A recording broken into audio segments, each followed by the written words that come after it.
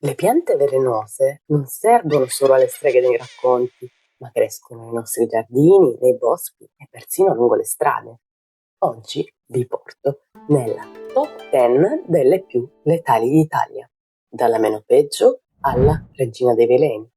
E vi prometto che dopo questo video non guarderete più i vostri vasi sul balcone con gli stessi occhi.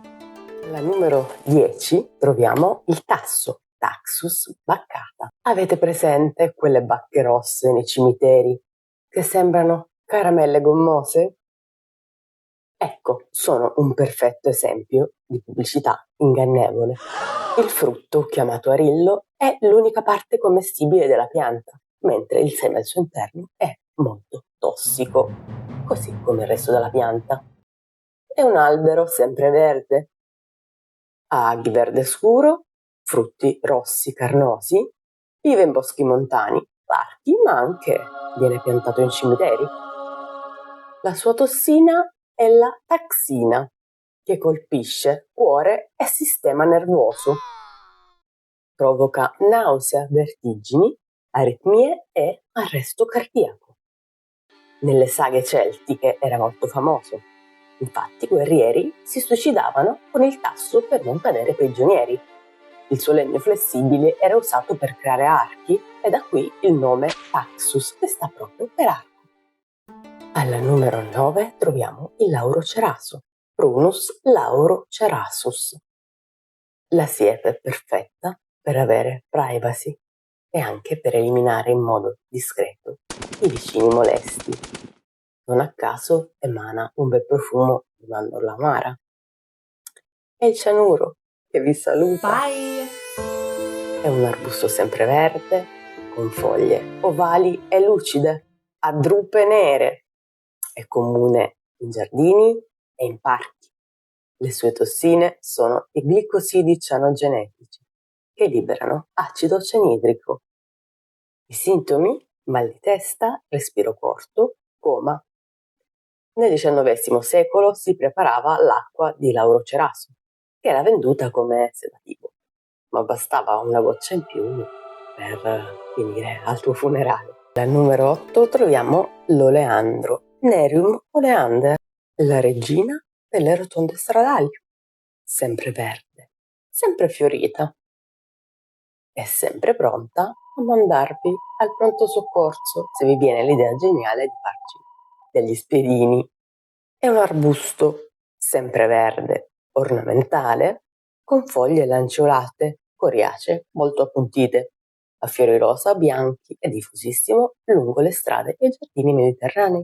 Le sue tossine sono l'oleandrina, che è un glicoside cardiaco. I sintomi: aritmie, vomito, collasso. Si racconta che dei soldati, durante una campagna in Algeria, abbiano usato i rami di oleandro come spiedini e il risultato fu una bella cena letale. Numero 7, la digitale. Digitalis purpurea. Sembra un fiore da cartolina di montagna, ma se vi viene voglia di farci una tisana, vi garantisco che il cuore vi ballerà più della vostra playlist preferita. È una pianta biennale con foglie basali lanceolate, grandi e pelose, fiori tubolari, viola con puntini interni. Cresce in radure margini boschivi. Le sue tossine sono digossina e digitossina, glicosidi cardiaci. Tra i sintomi, visione gialla, nausea e aritmie. In Inghilterra viene chiamata fox glove, cioè guanto della volpe, perché si dice che le volpi infilassero i fiori sulle zampe per cacciare senza fare rumore. Al numero 6 troviamo il veratro bianco, Veratrum album. È un classico esempio della natura che vi prende in giro. Voi pensate di raccoglierlo per farci un bel liquore di genziano, un bel digestivo, e invece otterrete un lassativo mortale. Complimenti. È un'erbacea perenne, con foglie grandi, licate, a spirale, fiori verdastri, in pannocchie, la troviamo in prati e pascoli montani umidi, gli stessi dove si trova la genziana.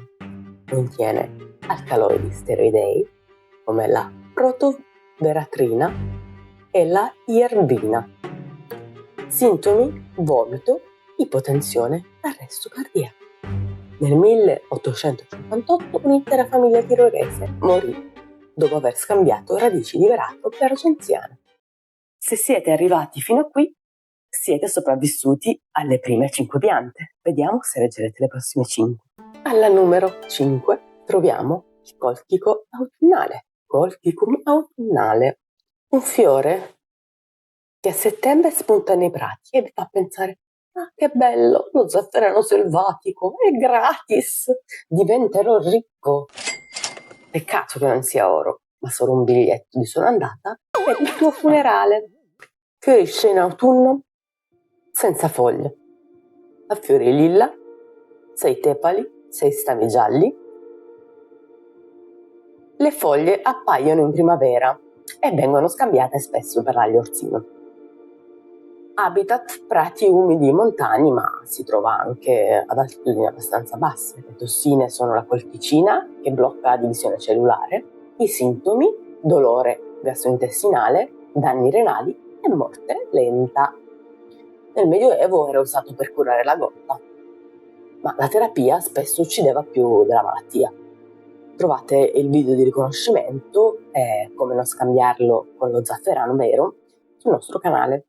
Al numero 4 troviamo il ricino, Ricinus communis, la pianta scenografica che sembra appena uscita da una foresta tropicale, con semi che sembrano caramelle di design. Dentro però c'è la ricina, più letale di un thriller di spionaggio. È un'erbacea tropicale coltivata, ma si trova anche allo stato spontaneo al sud Italia. Ha foglie grandi, palmate, frutti spinosi con semi decorativi, presente in giardini e bordure. Le sue tossine sono la ricina, che blocca la sintesi proteica. Tra i sintomi troviamo diarrea sanguinolenta e danno multiorgano. C'è un fatto storico legato a questa pianta che le ha conferito la nomea di veleno da spionaggio, ed è il caso dell'ombrello bulgaro del 1978 durante la guerra fredda. Un dissidente fu assassinato a Londra con una microsiringa di ricina nascosta dentro a un ombrello. Abbiamo poi la cicuta maggiore, Conium maculatum. Se avete studiato filosofia, questa pianta vi farà subito venire in mente un filosofo molto famoso, che è Socrate, in quanto è quella con cui ci ha permesso le penne. È una piacea alta fino a 2 metri, con fusto maculato, capo, foglie simili a quelle del prezzemolo ma decisamente più grandi e odore che ricorda la colla, solo se spezzati. Lo si trova in ruderi, margini stradali ed è molto più comune di quanto si pensa. Tra le tossine vi è la conina, che provoca paralisi muscolare ascendente, dove la mente resta vigile mentre il corpo si paralizza. Tra i sintomi, formicolii, paralisi respiratori.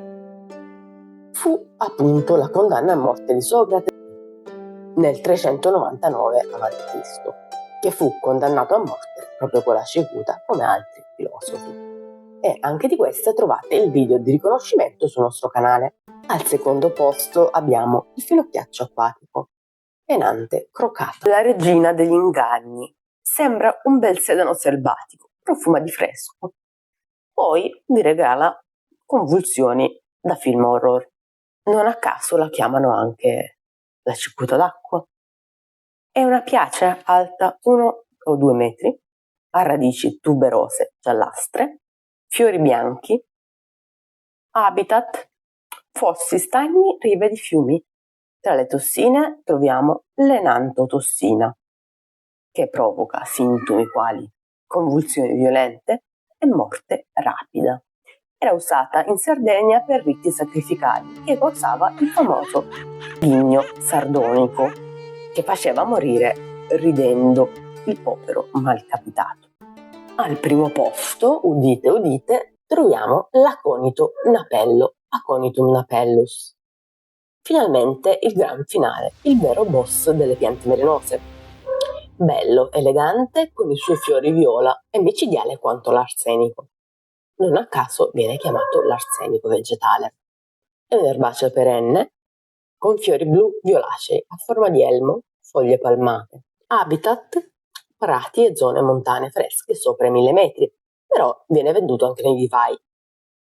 Tra le tossine troviamo l'aconitina, che è neurotossica e cardiotossica, e provoca formicolii, nausea, aritmie, paralisi respiratoria. Nell'antica Grecia era usato per avvelenare punte di frecce. Plinio racconta che persino il solo odore potesse uccidere piccoli animali. Pericolosa anche da contatto, le sue tossine penetrano attraverso la pelle se lo si tiene in mano per più di mezz'ora.